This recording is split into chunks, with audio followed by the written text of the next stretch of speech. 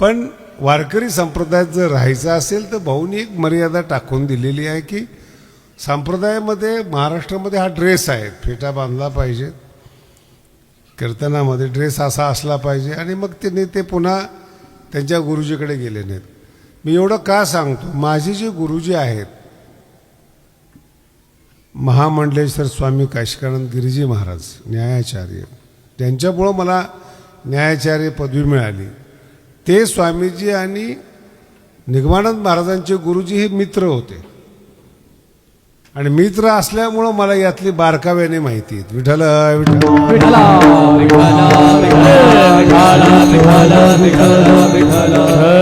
थोडा आवाज वाढवतो जरा.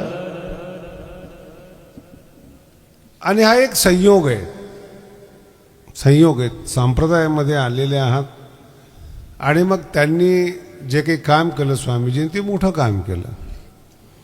पण संन्यास घेतल्यानंतर सुद्धा भाऊचं ऐकावं लागतं हे मात्र निगमानंदजींनी सगळ्या समाजाला सांगितलं. तुम्ही कुठल्याही पंथामध्ये गेलेले असाल, कुठेही गेलेले असाल, ऐकावं लागतं तुम्हाला. ही एक शिस्त दिलेली आहेत. आणि जवळच नगद नारायण महाराज जे आहेत, 250 वर्षापूर्वीचा गड आहे बरं का. मी कालच पुण्यतिथीच्या कीर्तनामध्ये सांगितलं, नारायणगड हे भगवान बाबांचं गुरुस्थान आहे. जिथं पूर्वीचं नाव आबा होतं, नारायणगडाने त्यांना भगवान बनवलं, एवढा मोठा गड आहे. म्हणून गुरुस्थान आहे, 250 वर्षाचं स्थान आहे. आणि कधी एक लक्षात ठेवा सगळ्या लोकांनी, काही घटना वर्तमान काळामध्ये तत्कालीन घडत असतात, त्याचं महत्त्व फक्त तत्कालीन असतं, फार महत्त्व नसतं त्याचं. गुरुवर्य भीमसिंग महाराजांच्या काळात काही घटना घडल्या तर त्यांच्या काळातल्या घटना आहेत, त्यातला दोष भगवान बाबाला देता येत नाही. माझ्या काळामध्ये काही घटना घडल्या म्हणून भगवानगडाचा द्वेष नाही करता येत, कारण की ती गादी भगवान बाबांची आहेत. बसणारा जो व्यक्ती आहे तो त्या काळामध्ये काही ऊनं होतं, काही घटना, आणि थोडंसं काय होतं या भागामध्ये मी बघितलं की असं ब्रॉड माइंड नाही आहेत, विशाल माइंड नाही आहेत. अभंगाचं विश्लेषण करत असताना काही शब्द जे असतात ना ते रेडीमेड एखाद्या माणसाला बसतात. एखाद्याला वाटतं की मी नाव घेतलं, मी कीर्तनात कोणी एवढं सामान्य माणसाचे नावं घेत नाहीत बरं का कीर्तनामध्ये. माझे कुठलेही कीर्तन ऐका तुम्ही, कीर्तनात नाव येण्याकरता माणूस पुण्यवान लागतो. कुठल्याही व्यक्तीचं, बरबटलेल्या व्यक्तीचं नाव घेऊन वाणी कशाला अपवित्र करायची. पण ते लोकांनाही ना असं सवय आहे अशी, काय कोणाला बोलला काय बोलला. अशा लोकांनी कीर्तनच ऐकू नये, भाषण ऐकलेलं बरं. कीर्तन त्यांचा विषयच नाही घेत. तुकोबरायांच्या अभंगाचं विश्लेषण आहे, ज्ञानोबरायांच्या ओवीचं विश्लेषण आहे. तिथं जिवंत माणसाचं काय काम आहे, त्या पदाला गेलेल्या माणसाचं काय काम आहे. आणखीन पुढं कीर्तन जरा व्यवस्थित ऐका. मोठं असणं वेगळं, मोठं मानणं वेगळं. अर्थ कळाला का तुम्हाला? जे निसर्गतः मोठे आहे ना त्यांना सिद्ध करायची गरज नाही की मी मोठा आहे म्हणून. पण जे मोठे नाहीत ना त्यांना बाहेरून चमकावं लागतं. जे रेस्टॉरंट चांगले आहेत ना ते नाही सजले तरी गर्दी असते, पण ग्राहकाला खुश करण्याकरता काही काही हॉटेलचं इंटिरियर मोठं असतं, स्वागत मोठं असतं, पदार्थाला चव नसते. नाही कळालं? खूप चांगले कपडे एखाद्या स्त्रीने घातले, दागिने घातले म्हणजे काही भाजी चांगली होत असते का? ज्ञानोबराय म्हणतात तिचं नाव आहे बरं का स्वतंत्र, सुगरण. सगळ्या बाया स्वयंपाक करतात, सुगरण कमी असतात.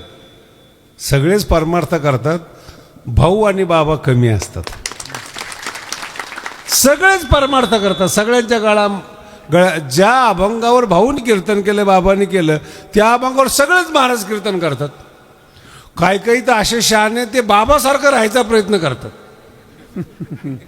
त्यांची उंची कमी असते, ताकद नसते अंगामध्ये, तरी गुडघ्या इतकी शेरवानी घालतात. पण दुर्भाग्य माझ्या पुढे येतात.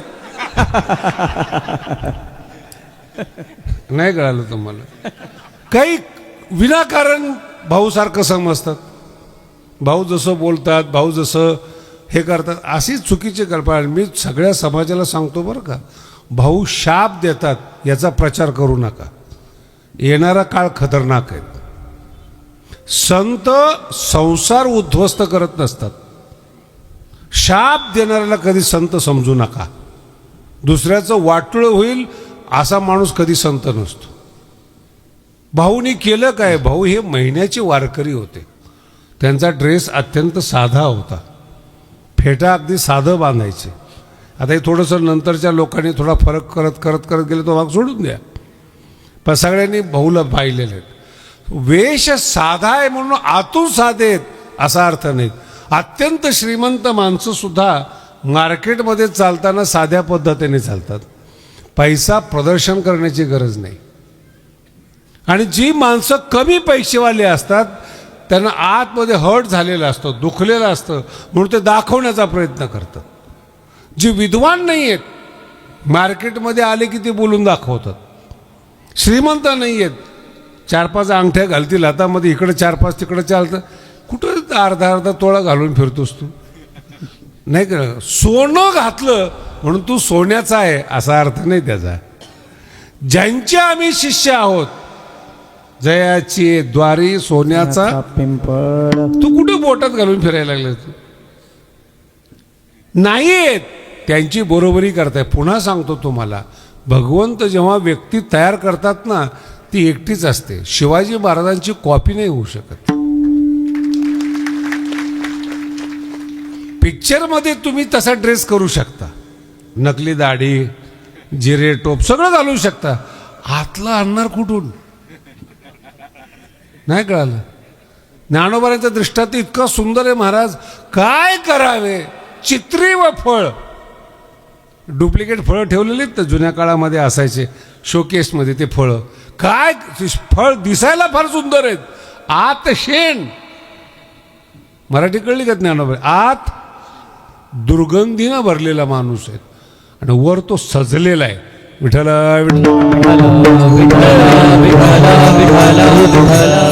ही ज्ञानोबांची भाषा आहे. सजू नका. आतलं अंतःकरण भरलेलं पाहिजेत. आतलं अंतःकरण तृप्त पाहिजेत. आत समाधान पाहिजेत. नाही कळालं? आत समाधान पाहिजे. आणि ते समाधान संतांच्या सानिध्यातच मिळतं. मला सांगा, एखादा संत आहे, प्रधानमंत्री गेले त्या संताच्या सानिध्यात, कोण कोणाच्या पाया पडणार? बोला ना. राजकारणी पाया पडणार संताच्या. मोठं कोण झालं? मराठी एवढी सोपी काय?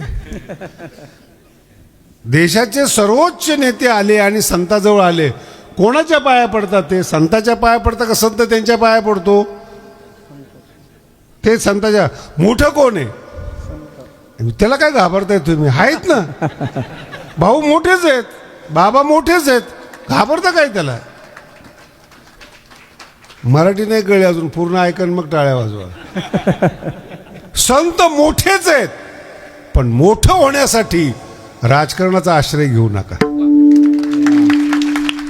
गादीची इज्जत कमी होते, इब्रत जाते. ती तुम्ही कधीच मोठे होऊ शकत नाही. ज्ञानोबांची ओवी काय करावे? चित्री व फळ, सोंग सगळे बाहेरून, आत शेण, आत ज्ञान नाही. आणि ते ज्ञान देणारे संत असतात. आणि ते जेव्हा आत भरभरून देतात तेव्हा तृप्ती चेहऱ्यावर येते. एकदम साधी गोष्ट सांगतो तुम्हाला. सगळ्या बाया आज समोर बसलेल्या आहेत. फार अवघड कीर्तन केलं तर माझं अवघड व्हायचं. मुलगा आहे ना जन्माला आलेला, तो काही बोलत नाही आहे, चेहऱ्यावरून कळतं पोचतो का नाही. मराठी कळते का?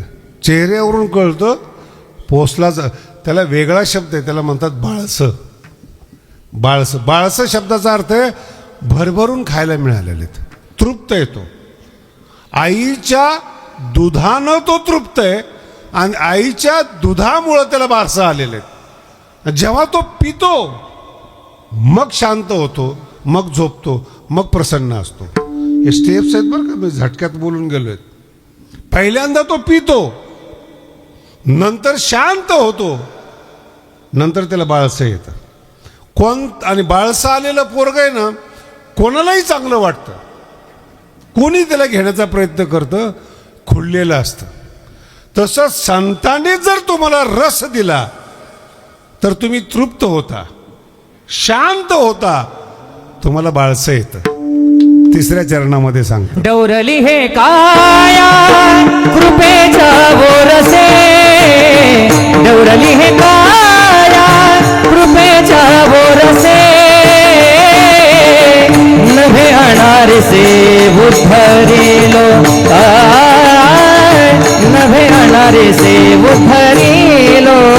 डौरली हे काया कृपेचा बोरसे, डौरली हे काया कृपेचा बोरसे, नभे अनारे से उद्धरिलो, नभे अनारे से उद्धरिलो.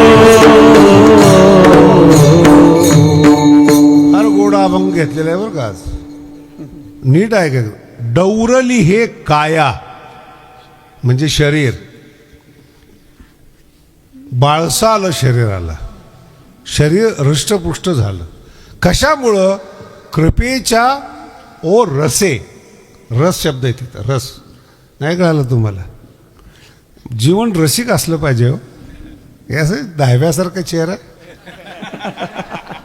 फालतू टेन्शन. मला तरी टेन्शनवाले लोक आले तर मला टेन्शन येतं. आणि ते टेन्शन याचं असतं की यांना कधी घालवता येईल. म्हणून माझ्याकडे येणाऱ्याचे काही कोड वर्ड आहेत. मी जरा माझ्या पोराकडे पाहिलं किंवा ह्याच्याकडे पाहिलं की त्यांना कळतं की मला काय म्हणायचं आहे. लगेच ते जवळ येतात, चला आपण जेवण करून येऊ. जेवण हा उद्देश नसतो, हाकलणं हा उद्देश असतो. जेवण सगळ्यासाठीच आहे. स्वतंत्र निमंत्रण द्यायची काय गरज आहे गडावर? पण ते जेव्हा म्हणतात ना चला जेवायला, त्याचा अर्थ वेगळा असतो. भगवान बाबाचा एक कोड वर्ड होता, ज्या गावात विना नाही, नीट आहे का, पखवाज नाही, तिथं जर बाबा गेले की बाबा म्हणायचे माझं माहेर आहे. आणि मुलगी माहेरला आली की काम करत नाही. म्हणून मी आता कीर्तन करणार नाही. खरं आहे का ते? जे गावं म्हणतात ना मला बाबा आमच्या गावाला माहेर म्हणतात, त्याचा अर्थ मलाच माहिती आहे की कीर्तन करण्याच्या लायकीचे नाही आहेत. विठ्ठल विठ्ठल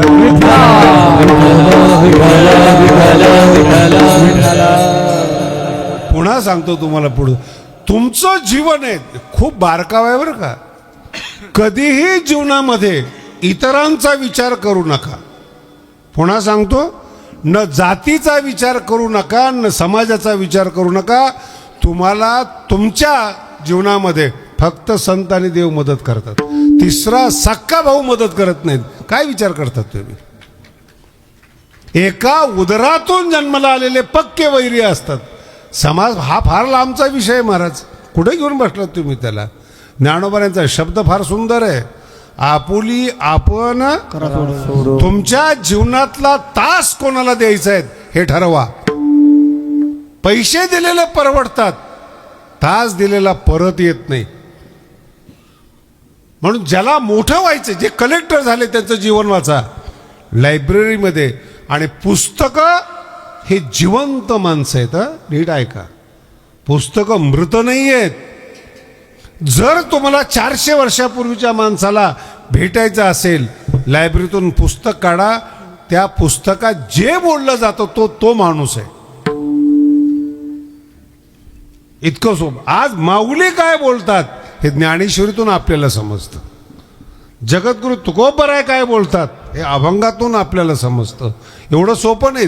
आणि त्या अभंगाच्या संगतीमध्ये काळ घालवणं म्हणजे संत संगतीने काळ जाणे. आणि संत संगतीमध्ये जर काळ गेला तुमच्या जीवनाचा उद्धार होतो, तुम्हाला आनंद मिळतो. मला सांगा, भगवान बाबा संत कसे झाले? संताच्या सानिध्यामध्ये. भाऊ संताच्या सानिध्यामध्ये संत झाले. तुम्ही मी तर म्हणेल बोलतोच आता, काही टेन्शन नका घेऊ. रस्त्याने चालत असताना मी अनेक वेळा आमच्या ड्रायव्हरला सांगितले, समोरून चुकीचे येतात ना, तरुण पोरं असतात, वेगावर नियंत्रण नसतं, वेग आवडतो, कामाचा असेल क्रोधाचा असेल, नसतं ना कंट्रोल. तरुणपणा आहे ना तो. माझा प्रश्न असा नाही तू गाडी 80च्या ऐवजी 160नी चालव, समोरच्याला अडचणीत नको आणू. मराठी कळाली का? समोरच्याला तू जा ना तुझ्या पद्धतीनं, पण तो वेगाने जातो. ॲक्सिडेंट झाल्यानंतर ज्याच्या बरोबर होतो ती माणसं, सज्जन माणसं अडचणीमध्ये येतात. चूक समोरच्याची आहे, वेगावर नियंत्रण नव्हतं आणि दुःख त्या गाडीतल्या माणसाला झालं, म्हणून याला संगत म्हणतात. मला निगमानंदजी महाराजांचं आठवत आहे, 40च्या पुढं गाडी चालवून देत नव्हते. बसलेले बस पुढं चालवायची. ड्रायव्हरनी जर विचारलं ना महाराज जायचं आहेत, गाडी माझी आहे, नियंत्रण माझं आहे, तू चालवायची तिच्या पुढं. बरोबर आहे का? ते पण पथ्य पाळलेलं चांगले आहेत का? माझा मुद्दा आहे, आयुष्य आहे ना उद्ध्वस्त करू नका. तरुण पण एक सुगंध आहे, इकडं तिकडं घालवू नका, हातपाय तोडून घेऊ नका. तसाच परमार्थातला प्रकार आहे. नको त्याला संत म्हणून स्वतःला गुलाम करू नका. विठ्ठल कोणालाही संत म्हणतात. पुढचा टप्पा आहे का बरं का अजून काय?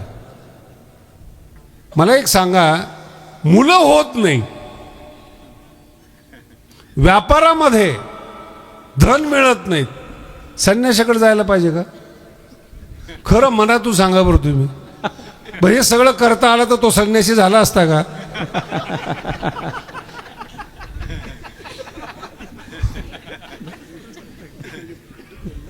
किती अंधश्रद्धा असाव्या, त्याला लिमिट आहे ना. बाबामुळं पोरं झाली, नाही कळालं अजून. बाबा टेन्शन मध्ये येईल. कुठं काय मागायचं कळलं पाहिजे ना.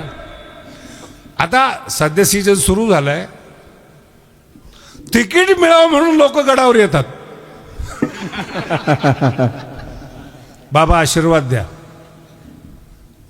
निवडणुकीचा काळ आहे, तिकीट मिळालं पाहिजे. बाबा थोडंच तिकीट वाटतं. कुठं काय मागायचंय अक्कल पाहिजे. आई आहे ना तृप्त करणारी आहे, उत्तम जेवण देणारी आहे, तृप्त करणारी आहे. आईकडे प्रेम मागा. संपत्ती कशी कमवायची आहे बापाकडून शिका. विठ्ठल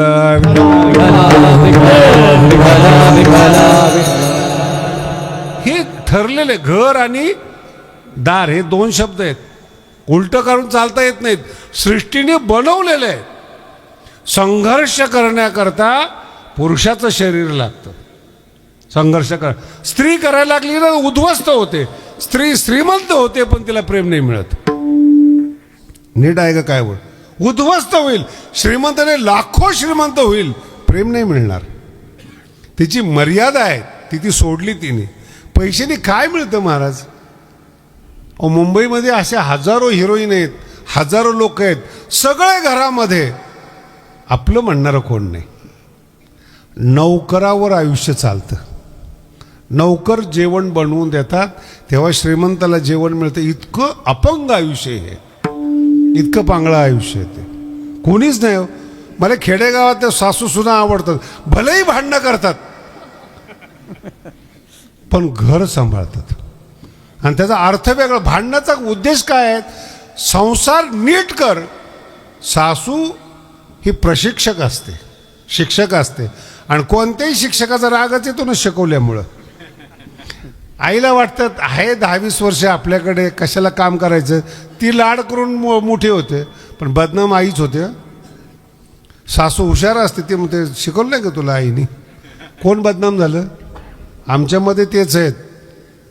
जर मुलगा चुकला, कोणाचा आहे रे तू? कळलं का? जर तुमच्या गावामध्ये मुलं शिव्या देत असले, काही त्या मुलाला बोलत नाही, फक्त विचारतं कोणाचं आहे, कोणाचं आहे रे कार्ट? ते याचं. हा मग ठीक आहे. शिव्या देणं हे संस्कार आहेत महाराज. विठ्ठल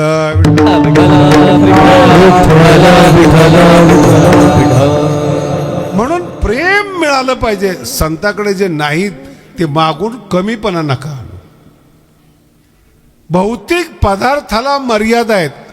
एक. आणि दुसरा विषय फार महत्वाचा आहे. खूप श्रीमंत झालात तुम्ही, जीवन धोक्यात येईल. श्रीमंत माणसाचं आयुष्य अतिशय घातक असतं बरं का.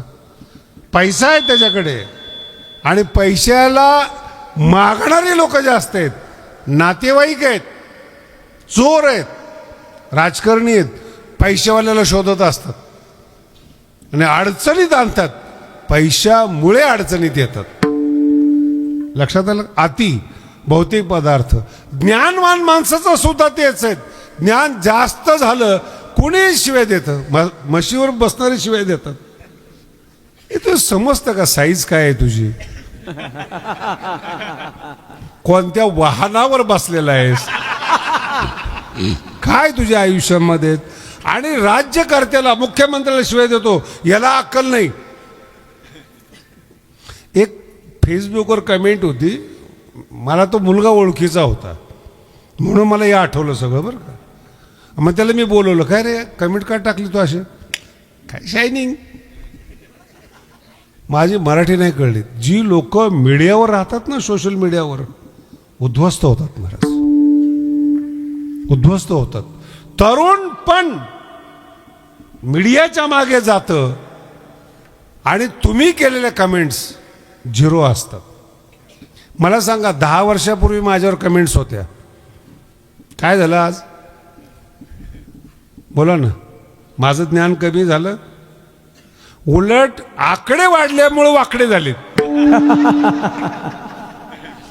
आपुली आपण करा, लक्ष देऊच नका.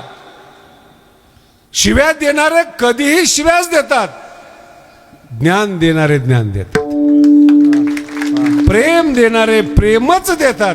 दुसरं काही चंदन दुर्गंध देऊ शकत नाही, संत अभिशाप देऊ शकत नाही. म्हणून भाऊचं नाव बदनाम करू नका, भाऊचा धाक दाखवू नका, पाप लागेल तुम्हाला. मला सांगा, चिडणं आणि रागवणं लहान माणसाचं काम आहे. मग भाऊ बोलत होते, सुधरावं म्हणून बोलत होते. आई बाप असतात घरामध्ये, आई लाड करत असेल ना तर बाप मारत असतो. दोघंही लाड करत असले ना तर पोरगं गेलं कामातून. एक मवाळ असलं पाहिजे भगवान बाबाप्रमाणे, एक भाऊप्रमाणे रागवणार असलं पाहिजे, तर मग समाजाचा गाडा चालतो. दोघंही समाजाने कुठं जायचं, हे बॅलन्स म्हणतात, एक नियम म्हणतात त्याला. हे 2 नियम चालले पाहिजेत. आणि दोघंही जेव्हा तुम्ही त्यांच्याकडे जाल, संसारातलं मागू नका, कृपेचा आशीर्वाद मागा. इतकी ताकद आहे महाराज कृपेमध्ये. अहो, डाकू रामायणकार होतो, ही संतांची ताकद आहे. किती माणसं मारली असतील त्यांनी, विचार केला का तुम्ही कधीतरी? वाढल्या कोळ्यावर विचार करा बरं का, किती मारले असतील, किती डाके टाकले असतील. गीतेमध्ये शब्द आहे सुदुराचारो, नुसता दुराचारो नाही, सुदुराचारो. त्याला सुद्धा कवी होता येतं. आणि हे 5000 वर्षापूर्वीचे शब्द मी गडावर बसल्यानंतर मला अनुभवायला येतात. काय होतं मराठवाड्यामध्ये महाराज? मोगलाई होती, धाक होता, राज्य होतं आणि धाकधुकीमधलं जीवन होतं. चांगली मुलगी सुद्धा मराठवाड्यामध्ये सुरक्षित नव्हती. ही घोषा पद्धत आहे ना, ही परंपरा आहे. आपल्या घरात जन्माला आलेल्या मुलीनं बाहेर दाखवू नये, याचा अर्थ असा आहे ती जर सुंदर असेल तर तिच्या जीवनाला धोका आहे. म्हणून ती घोषा पद्धत आहे की एखाद्या अधिकाऱ्याची नजर पडली, एखाद्या डाकूची नजर पडली, एखाद्याची नजर पडली, ती नजर त्या बाईला घातक आहेत. मराठी कळाली का तुम्हाला?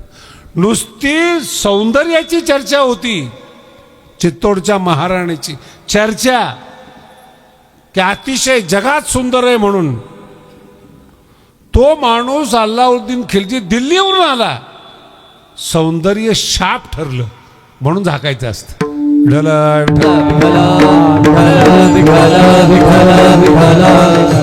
पैसा आहे, धन आहे, चांगुलपण आहेत, प्रकाशित करू नका, अंतःकरणात ठेवा. आणि जेव्हा संत आपल्याकडे येतात ना, संतच तृप्त करतात, जगात कोणीही तृप्त करू शकत नाहीत. जगद्गुरु तुकोबाराय मूळचे श्रीमंत आहेत. शब्द नीट आहे का? गरीब नाही आहेत. कोणताही संत गरीब नाही आहेत. ज्ञानेश्वर महाराज राजघराण्यामध्ये जन्माला आलेले आहेत. त्यांचे पंजोबा जिथं माझं कीर्तन चालू आहे या मराठवाड्याचे चीफ होते, मोठे होते आणि युद्धामध्ये मारले गेले. आपल्या शेजारी बीडमध्ये समाधी त्यांची, ज्ञानोबारायांच्या पंजोबाची. युद्ध करणारे होते आणि मराठवाड्याचे प्रमुख पद त्यांच्याकडे होतं आणि देवगिरी राज्य होतं, त्याचे प्रमुख होते. त्या घराण्यात ज्ञानोबारायांचा जन्म आहे. ही जे जेव्हा बोलतात ना तुकोबाराविषयी, रडवतात, ज्ञानोबाराविषयी रडवतात, मला फार वाईट वाटतं. 2 काना खाली द्यावं वाटतं. कुणाबद्दल बोलतोस तू? राजघराण्यात गरिबी येणं वेगळं, गरीब असणं वेगळं. मग हा विषय नीट समजून घ्या. मोठं असणं वेगळं, मोठं म्हणणं वेगळं. काही काही माणसं नशिबानं मोठं होतात, पण मोठं झाल्यानंतर सुद्धा त्यांचा हलकट पण जात नाही. आणि जे निसर्गतः मोठे आहेत, गरीब झाल्यानंतर सुद्धा ते उदार असतात.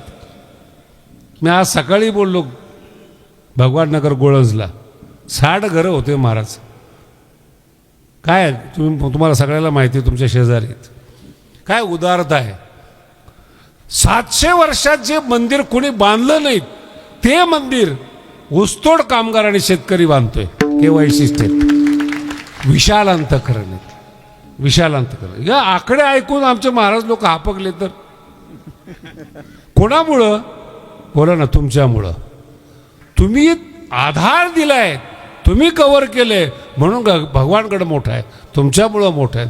शिकलेली लोक मला शिकवतात, बाबा हे असं केलं पाहिजे. ये ना म्हणलंय खरं. एक जण मला म्हणला नाही आपल्याला, आपण आपल्या गडावर वैद्यकीय आधार पाहिजेत, हॉस्पिटल काढू. बोली डॉक्टर होता. बस म्हणलं रोज मी तुला खोली देतो, सुरू कर. नाही नाही काय तुमचं काम आहे म्हणे, ते देऊ का कानाखाली ठेवून.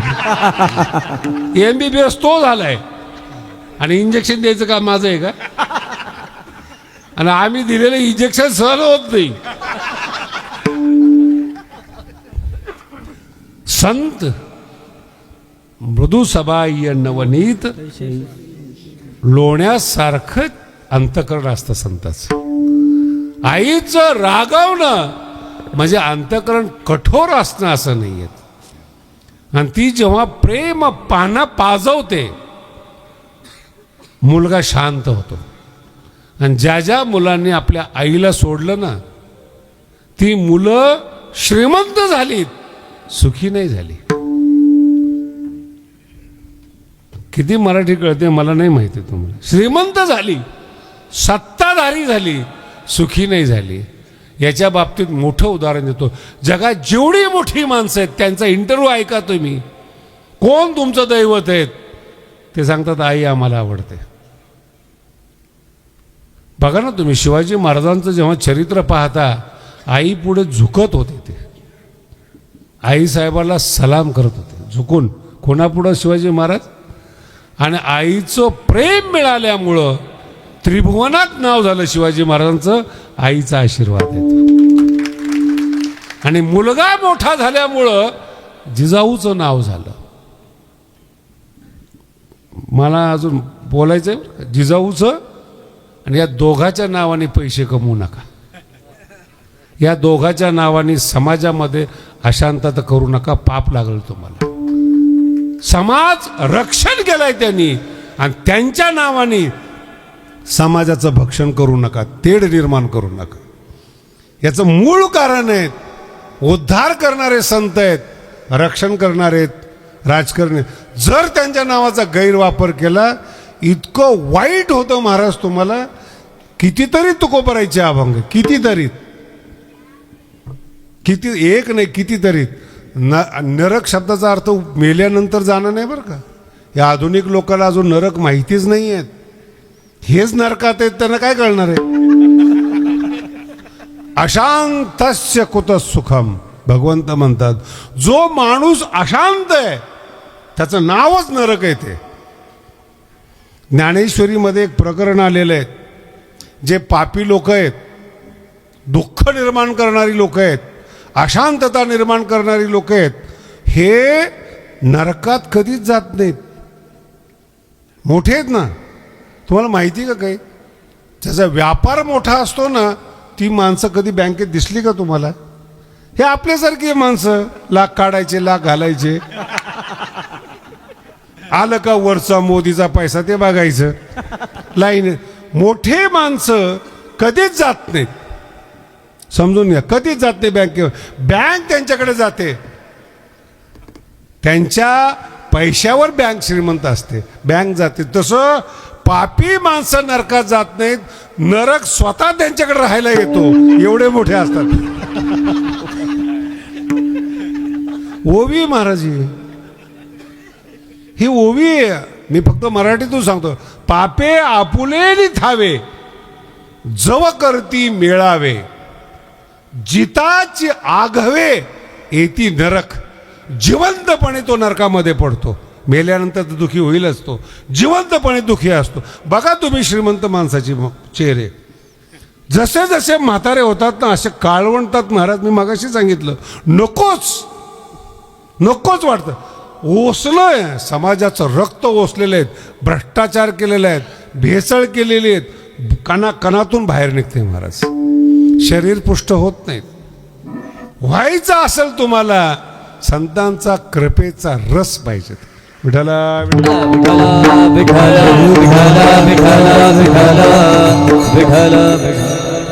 पाहणावली म्हणतात त्याला, पाहणावली. गाई पाहणावते, आणि तो जो रस असतो ना महाराज, इथला अभंग फार गोड आहेत. कृपेच्या ओ रसे, कृपेचा रस मिळाला आणि शरीर पुष्ट झालं. डौरली हे काया शरीर. आणि पुढचा शब्द इतका, नवे अनारिसे. मी खोटं बोलत नाही, तुकोबराय म्हणतात, माझा उद्धार झाला कृपेच्या रसामुळे. हा रस जर तुम्हाला परमार्थात नाही मिळाला, तुमचा परमार्थ झिरो आहे, काहीच कामाचा नाही. आणि जर तुम्हाला रस मिळाला ना, उद्धार झाला, आपलं काय काम आहे?